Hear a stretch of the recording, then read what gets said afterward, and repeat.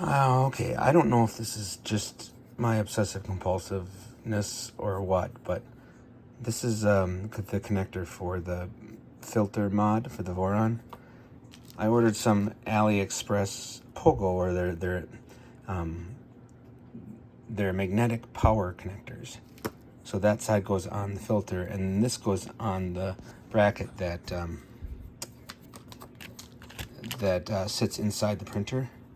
But check this out. Like, they made it in such a way that all you have to do is set this in,